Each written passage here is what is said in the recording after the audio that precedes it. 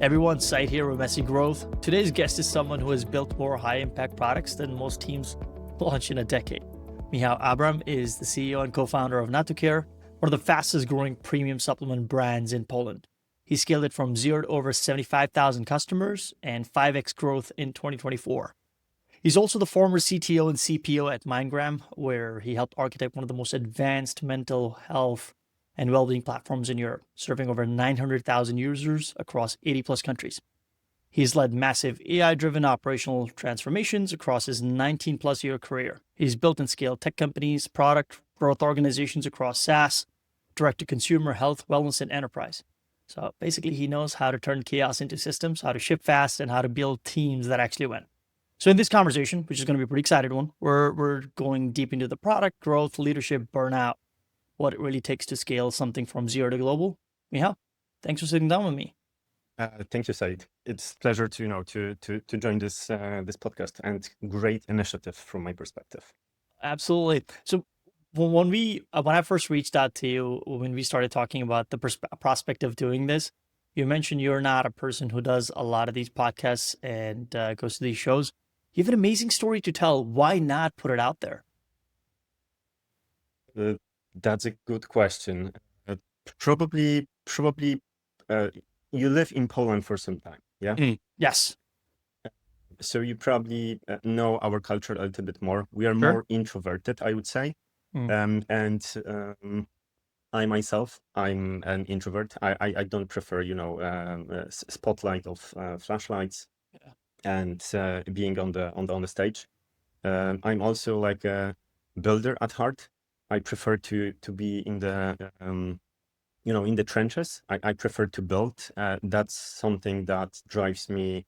That's my passion, actually, that I took from my father, and I think that is why I'm not interested that much probably in showing up in the podcast. But yeah, you convinced me. You convinced me as the first one. Yeah, like I said, you have a great story to tell, and I fully understand the point of like, should I really be out there promoting when I just should be building and helping my company scale up? So fully understand kind of like the thought process that goes behind it. But talking about your businesses, you've built Natu.Care from zero to almost 8 million zloty in year two, at almost 6x growth. Most direct-to-consumer brands, they die in year one. What's the one thing you did that most founders skip?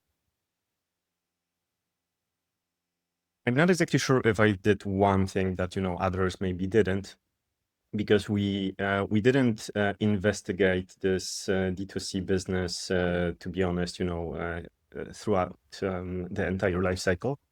But definitely something that is part of how I'm working on product or technology or problem statements in general is that I'm looking at all of the competition. I'm looking especially for the benchmarks that are not local but from states, because that's the biggest market for any D2C brands. Sure. And we were testing everything that was out there, like literally all of the channels, all of the hacks. I believe in growth hacking, and I think I've heard it on one of your podcasts that you don't agree, or maybe someone doesn't agree with entire growth hacking culture. Yes. But for myself, it is a little bit different. I grew up in hacker culture in 90s, and for myself, hacking is just getting new information. So That's great. For myself, it is hacking something that I completely don't know, or I have like a vague understanding.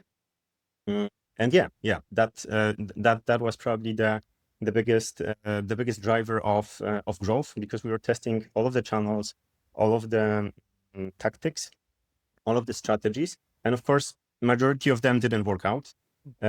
Initial success of Natu.Care was based on SEO, and this channel drove like a huge amount of traffic, built huge amount of leads. We used it as an educational platform, for educating how exactly supplements should look like and maybe how they should be built. Because we were starting Natu when there was almost no trustworthy supplements Right. brand in Poland. There was a lot of repackaging of stuff Yes. from China, for example, or maybe there was a lot of pharmaceutical level type of like vanilla supplements for old ladies or something like that. Yeah. So we wanted to create like a best possible product out there, and that was also one of the focus. So we invested majority of our time how to brand it, how to package it, how to source the best materials, how to pick the best contract manufacturers. But we didn't limit it to that. We also wanted to have like a great online experience. So here actually my technical and product experience was valuable. Right. But on the marketing side, it was like a little bit of a nightmare, yeah, because we were learning on the go, and burning money, of course, and burning different ideas. But yeah, we got quite good growth. Yeah. You know, it's interesting you say something about on the marketing side, things were a nightmare and I'm assuming you were second guessing yourself and money burning out is never a fun thing. What was there a moment or multitudes of moment where you kind of felt like that crap, maybe we're on the wrong path. This isn't going to work out. And if so, if there was a moment like that, how do you overcome that doubt that is lingering in the back of the mind? Yeah. I had it like constantly, even a few times a day at some point. So yeah, definitely. Um, I think one of my traits of my character is that I don't like to give up, and everyone that worked with me knows I never back down, like almost zero time. Uh, of course, this creates a lot of friction at some point, depending on the organization culture, depending on the on counterparts, etc., etc. But I just didn't give up, yeah, and the team actually didn't give up. We had like a really great small team. Right now, we grew to 12 people internally. We had great advisors. Uh, we were just trying to keep up with every day at the very beginning, and yeah, I think persistence was number one goal that we set up for ourselves. This is fantastic. Never backing down. Was that a trait you learned over your career, or is this something you just had since the very beginning? It's part of the character trait, I would say. Okay, It runs in the family. okay. That's great. On the topic of Natu.Care, you said that it's the industry that is marred with scams, repackaging. You have over 100,000 customers. You're extremely well rated, almost 4.95 out of 5. In supplements, a category full of scams. How did you earn that trust? We believe in transparency as human beings, like myself, Natalia, who is my co-founder, and rest of the team is also very, I would want to say, trustworthy.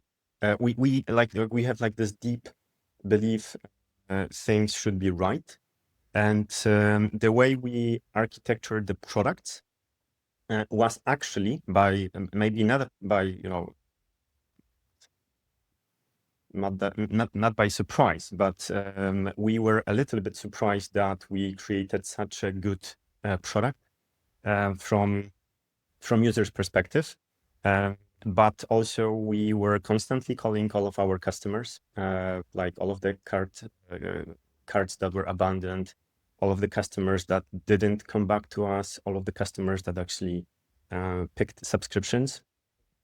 Every customer feedback was incorporated into the next phases of growth, or maybe iterations of changes. The team actually at some point was quite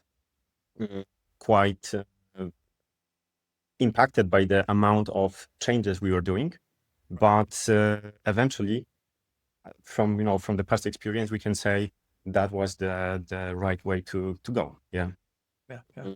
We were also focusing on checking our products with external labs. That was something that was not a standard a few years ago. Actually, right after our launch, when we were saying our products are certified, all of the batches are tested, etc., there was a big scandal with one or maybe two even companies that exactly had some strict pollution in their product. So, our communication, which was like the only one on the market at this point, was getting to the customer minds, probably. Yeah. I don't have like one thing that we have done better, but I think that's it. Yeah. I think there is something about trust and transparency. There is a very famous supplement / bar in the United States. It's called RX Bar. And on their packaging, it's nothing fancy. The only thing they do is they list out ingredients: 4 almonds, 1 cashew nuts, X and X, and that's literally their whole packaging. And the fact that you're being transparent to people about what you have in the product really goes and adds in to the whole experience. Like you said, you're sourcing it out to different labs, trying to test out your products and so on and so forth. Definitely plays a big role. Yes, sorry to cut in, but probably one additional thing that we have done that the competition didn't do was that we had like a huge blog with I don't remember at this point, but at least 150 articles about all of the products from different perspectives. Like we wanted to be like an advocate for the products, taking all of the latest scientific facts into the equation, educating the customers, something that the competition was doing through influencers, and we never succeeded in this channel, which is a pity, because all of the competition actually is driving their growth on this channel versus us driving it through paid channels, organic channels, and maybe word of mouth. But yeah, my plan is to crack influencer marketing as well in the coming months. Once you do that, you have to come back on and explain it to us how you did it, because I think a lot of people are trying to do that. It's a very tough nut to crack. So Michal, what's incredible about your journey is that you have kind of like your foot into B2C and B2B in a lot of ways. You were CEO at Natu.Care. You were simultaneously a CTO at MindGram. Yes. Here's my question, because for me, it just seems impossible. How do you split your brain between building a direct-to-consumer brand and a B2B SaaS platform without burning out? Like that's a lot, in a lot of ways, that's Elon Musk style level of persistence that you're showcasing here. Thank you. I take it as a compliment. It is. I like Elon as a builder, an innovator, definitely. There's no one way. I get this question like a lot. How do I do it? Because it's not only on those companies. In previous companies, I was also doing like multiple projects at the same time. I think it's part of the way how I was raised, and because I started working when I was a teenager. I was doing software development for friends and family in the 90s, like initial versions of solutions that we can call right now SaaS solutions or on-premise solutions. And I think I've somehow got into the proficiency of running multiple projects at the same time. I treat all of the businesses as system solutions or like technical solutions. If you know the system as an architect, you know how exactly everything works. Right. And also, I was always focusing on critical path, how to get to the best value and quickest value for the customer or for the business. Yeah. So value creation chain mapping is something that I think I'm good at, because I want to create as much impact as in the least time possible. Yeah, with least resources possible through technology. Yeah, that's probably it. But yeah, it is hard. Yeah, it is hard. It is definitely a challenging task, especially if you have a family. it was much easier for me to do it when I didn't have family. But yeah, somehow I keep it going. So you're a CTO who also drives growth, very unconventional combination of things. We've already talked about the two things, but the growth part was really interesting. Most CTOs say, "Oh, that's not my job." What made you learn the business growth side of things, and how did it change the way you build products, or did it at all? Probably out of a frustration would be the most honest answer, because I've built so many solutions, and so many platforms, so many SaaS products, etc., etc. And I worked with multiple people from marketing and sales, both founders, co-founders, and like specialists, etc., etc. And I had a romantic vision at some point, which I don't have it at this point, that if you find like a head of growth or head of sales, or uh, C-level in this space, they will know inside out the same level of they will have the same level of competence that I would assume they have, as I assume I have. Sure. And very often it was like a small disaster, yeah. And I don't keep it against those people.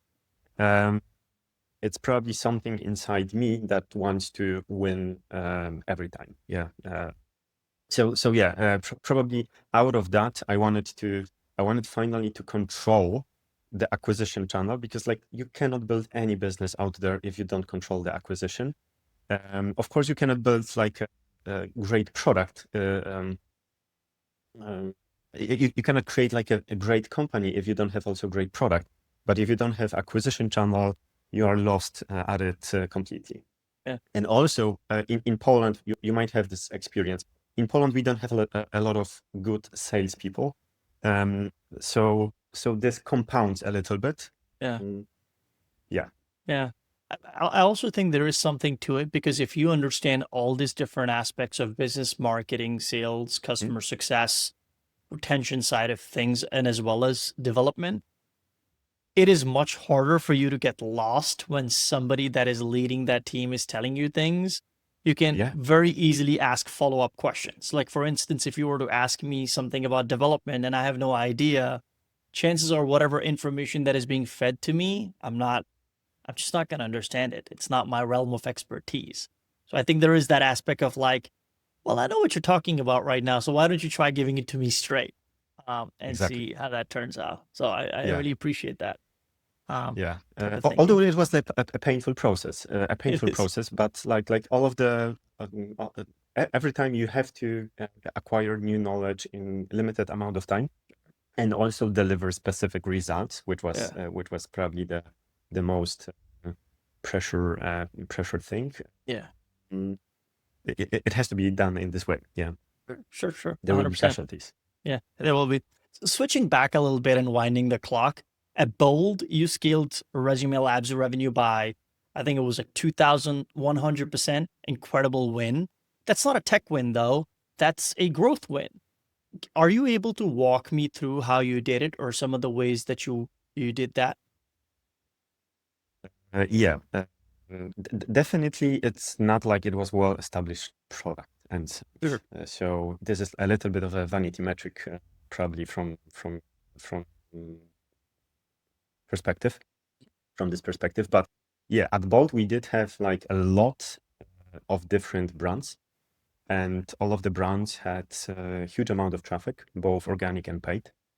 We had completely international traffic, serving like over 100 million users annually. I think company got to like 500 million US dollars annually. And it was mostly subscription business, mostly B2C business. And how we did it, it was mostly through aggressive traffic building with 100% of margin. That was not my accomplishment. I had great team, great marketing team, great content team. We were hacking the hell out of SEO and Google. But US team actually was doing the same for paid traffic. Sorry. Apart from that, it was mostly innovation through, I would want to say technology, because I always like to build like mode in product based on technology. So what do I mean by that? For example, we have better and faster teams because we know how to source the best candidates, create the best culture. We have really short cycles of product modifications. We introduced custom experimentation platform. So we were running multiple multivariate experiments. Thanks to the traffic we had, we could validate it much faster than on any other businesses that I've seen. So that was like a huge breakthrough. We had extremely well-oiled teams and great growth culture. Like everyone was focused on impact. Everyone was focused on maybe not cost, but like ROI of what we are doing and how we are working. And there was no friction. This was like the best, from time perspective, this was the best team product and environment that we have built. And it was pure pleasure working on the initiatives that we had there. Yeah. Experimentation definitely brought us to the results faster than anything else. Yeah. I want to dig into the experimentation in just a minute, but before we do that, you raised a pretty interesting point about well-oiled machines. How do you hire the right people and build that culture? Is there a playbook? Is there a blueprint? I'm always looking for great energy, and I try to never hire people that don't match my energy. And like all of my HR partners throughout all of the companies, they were just making fun of like do the candidates have like good energy or not? Because Michal will cross them out. But that's exactly the case. You have to have people that are thinking how you're thinking. They want to take risk as you want. They want to work on the same product, and maybe they dissolve their egos, which is quite huge problem in many of teams and organizations. That's why also I took like the product part at some point after the technology, because there was like huge friction between technology and product. Probably the same way how marketing and salespeople are have friction on their side. So yeah, I was just eliminating all of the frictions on any possible level, like also shielding teams from the leadership team or other teams, giving them right tools, giving them less headaches, etc., etc. But on hiring perspective, people with great energy, people that want and are willing to do extra.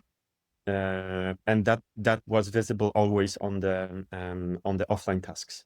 Yeah. We were asking, for example, someone to create a small product or maybe a huge product, and then we got like something that we wanted to see plus 100%.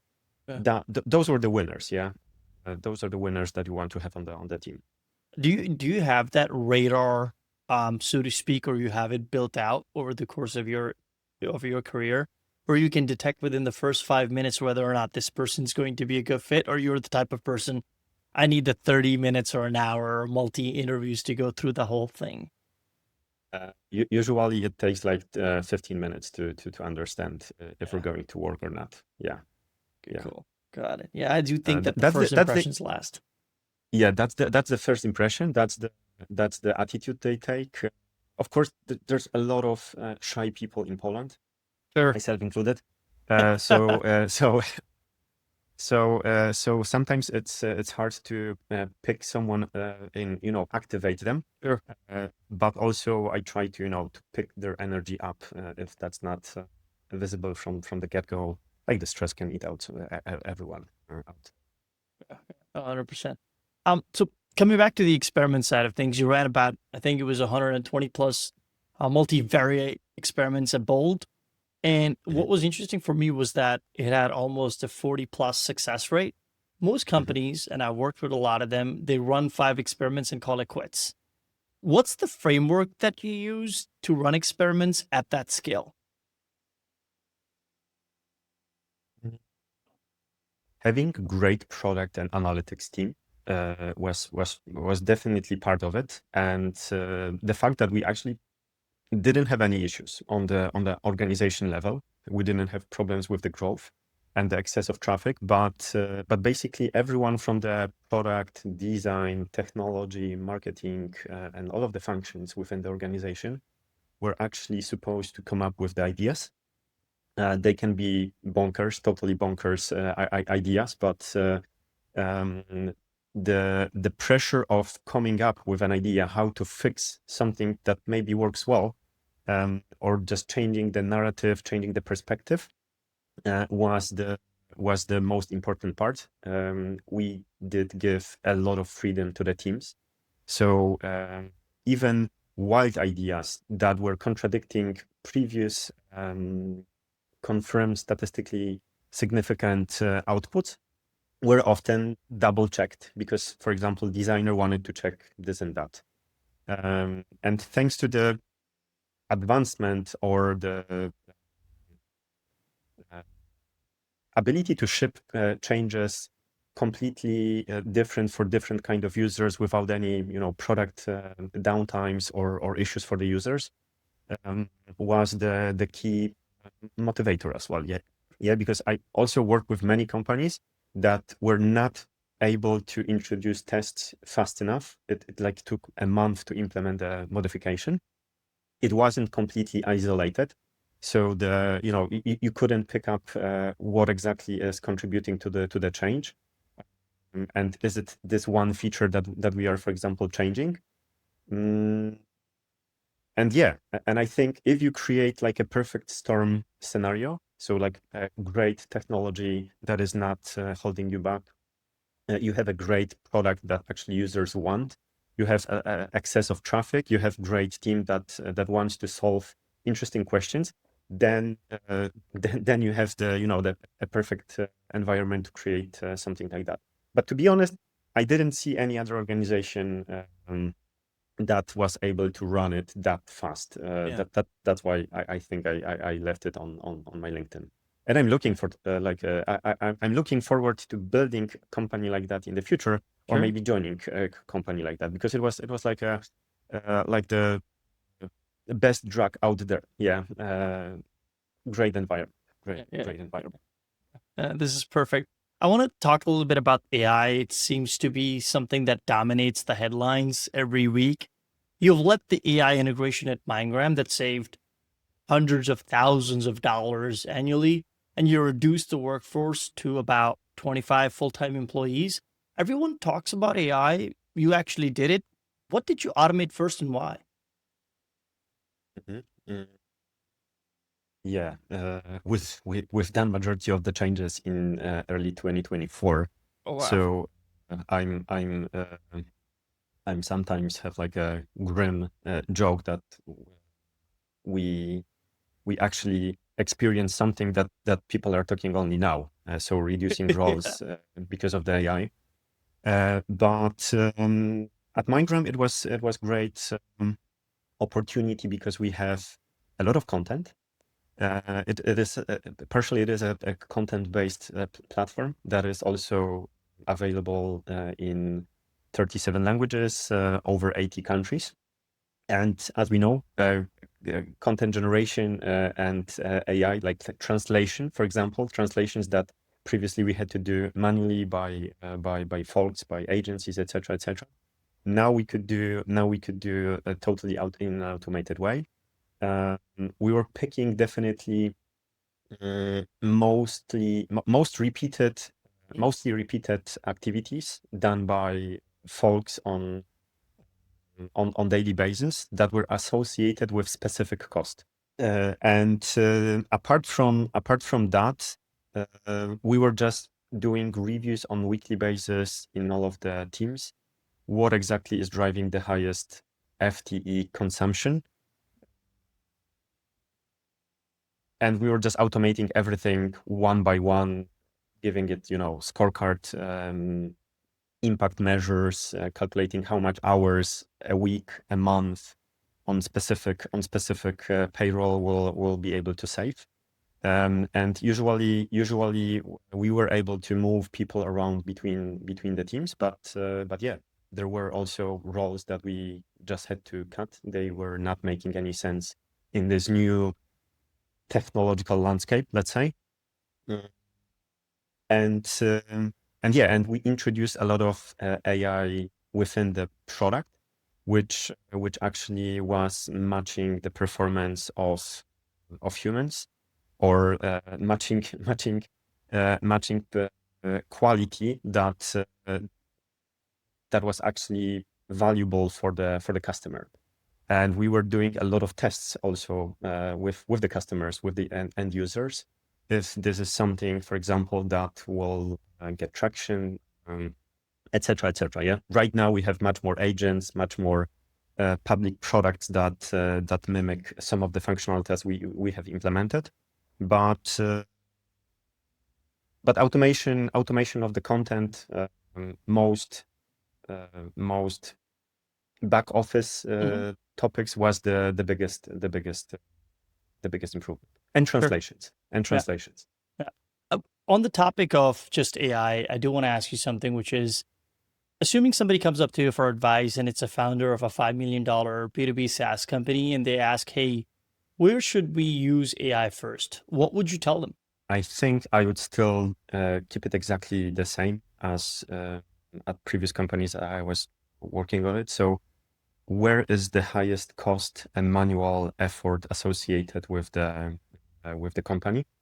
Because that's the easiest way to implement it in almost anything, from marketing, sales, technology, operations, content, et cetera, et cetera. There's like a lot of manual, often stupid things that people are working on. Maybe not stupid in a way that they don't make any sense, but they are just taking valuable time. If we have technological solutions that can solve it pretty much easily, and they scale with the company growth.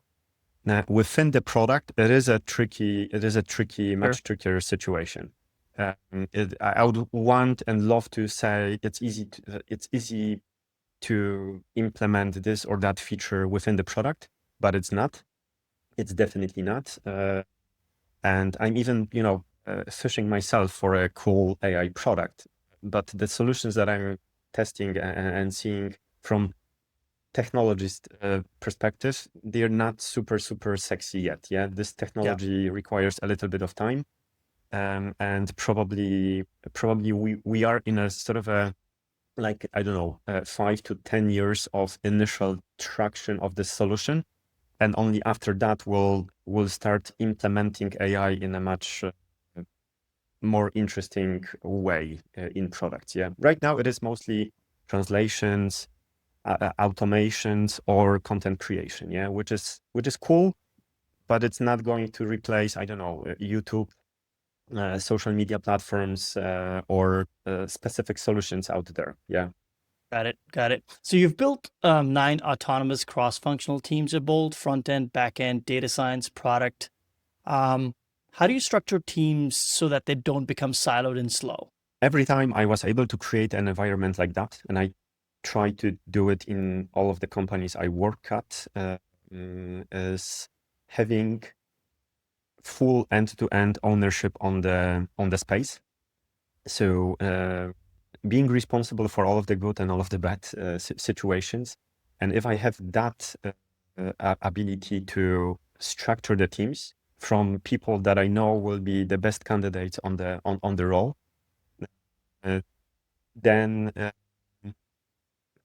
it just works. Yeah, I would love to sell you something groundbreaking, but it's almost impossible to create a great team if you have like sort of a mediocre people on the team, or maybe a team that is not playing in the same direction, doesn't have ego problems, or, for example, want to create something beautiful in their space.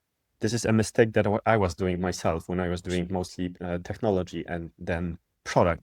I was focusing not on the business value or maybe growth from this perspective, but I wanted to create like a perfect cathedral, yeah, not the fastest maybe growing business possible.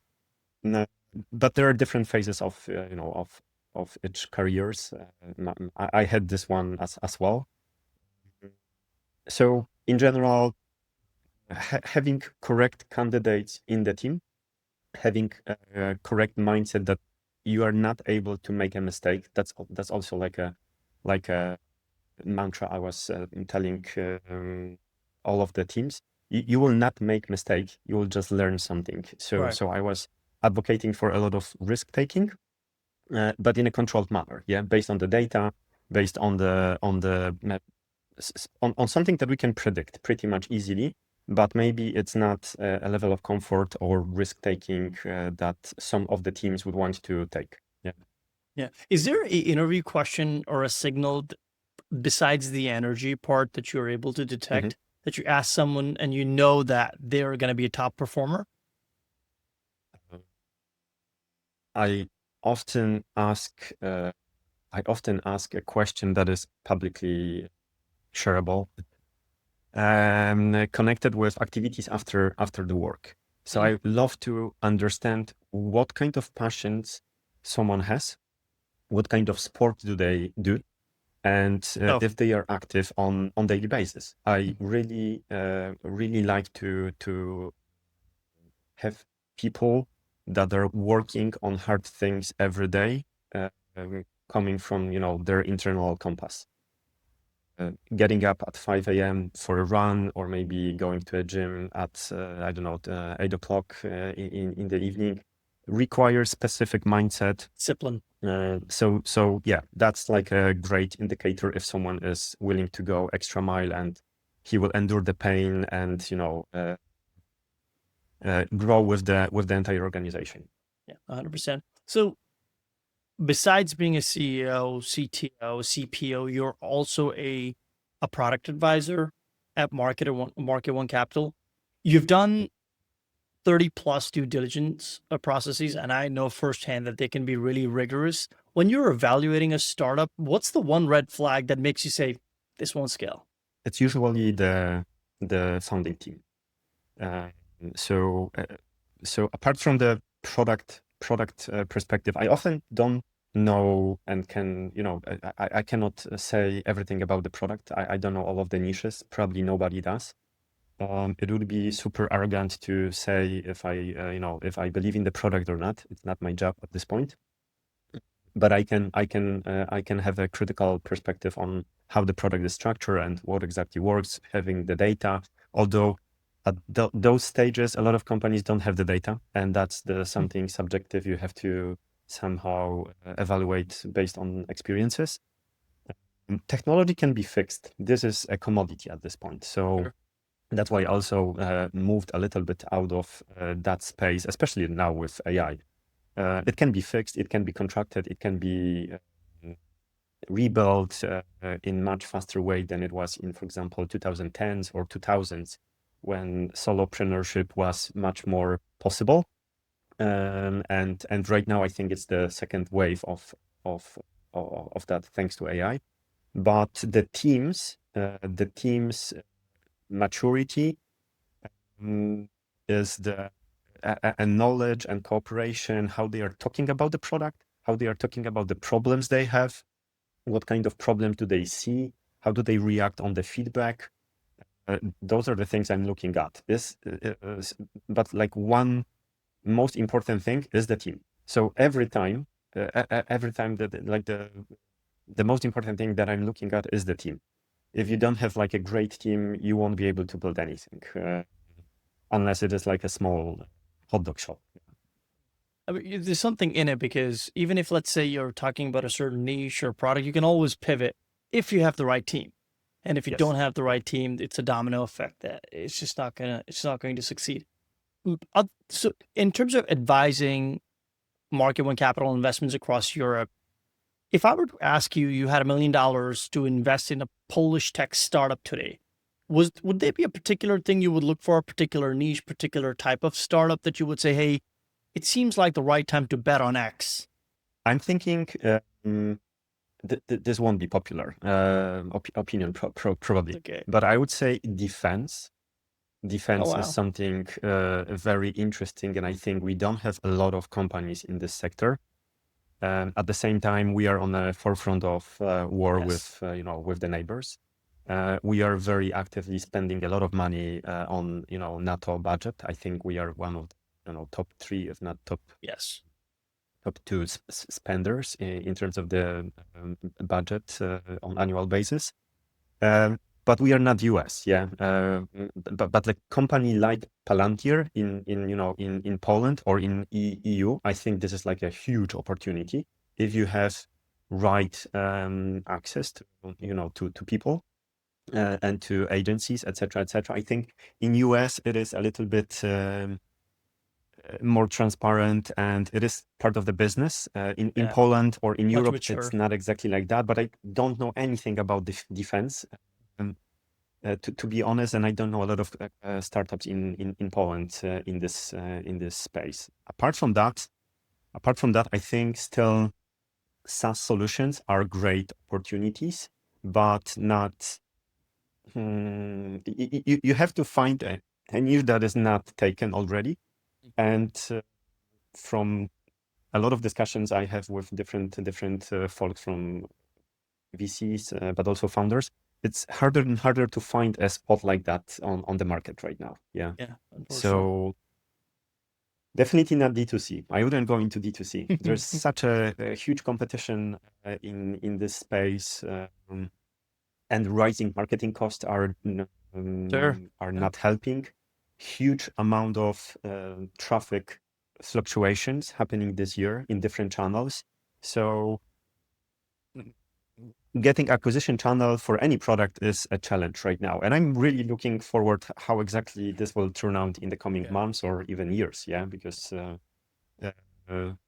this game on marketing and sales is going to be even harder. Yeah. Sure. 100%. Well, mind Graham, Natu.Care. If there's something in defense coming from your end, I think we've hit the trifecta for the for the most part. Yeah, this has been incredibly fantastic. I learned quite a lot from you, and I'm sure the audience will too. We are heading to our rapid fire round. It's pretty much quick questions, quick answers. Best advice you've ever received, business or personal? Follow your passion. Follow your passion, and it is from my father. It was like a mantra for myself, and I think I have privilege of doing stuff that I really love to to work on. Not exactly everyone has this possibility, so I'm super grateful for that. That I can work on all of the passions that I have in my life. Yeah, probably that. Absolutely. Advice you ignored or wish you had listened to? Getting into marketing earlier, yeah, like 10 years ago, that would be that would be probably much more impactful on my level. Yeah, 100%. What would you tell your younger self, say 7 or 10 years ago? Mm-hmm. Continue the ride, or just continue what I'm doing. The path is really interesting. I don't dwell on things. I don't like to say, okay, I wish I've done it differently. Of course, those thoughts are out there, but yeah, I would be just saying to myself, keep going. Yeah, it's going to be hard, often, but yeah, it's very interesting, right? It's a litmus test in and of itself, right? If you're doing something and it's hard, that means you're on the right path. Yes. For Yeah. the most part. I even agree with a statement that I've heard somewhere or read maybe somewhere, that if you don't know what to do, you're in the right spot. That's deep. I don't know exactly who said it, but well, I heard it from you, so for me, you said it. okay, it's not attributed to me, but thank you. I'll steal it. Is there an ongoing challenge in your current work that keeps you up at night? Personally, we are looking for a new school for my daughter. That's There like you a go. maybe family part. But it's not like driving me nuts at night. Business-wise, I don't have sleepless nights right now, although I Really? do have them. But I would say rising marketing costs and uncertainty on True. the marketing side is like something that I think will hit us, especially in 2026. Yes. I'm really active how exactly this field is playing out on our side, on the competition side, on different industries, and it's not looking good. Yeah. Yeah. So probably that. Tough times ahead.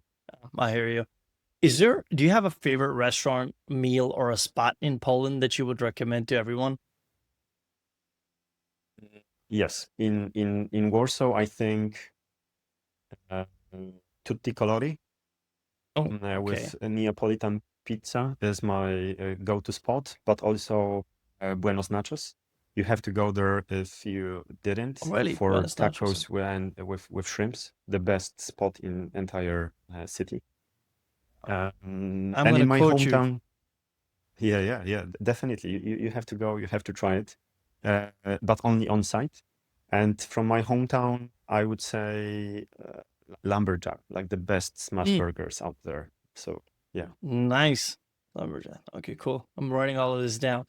Is there a tool that you swear by, a tool that you just can't live without?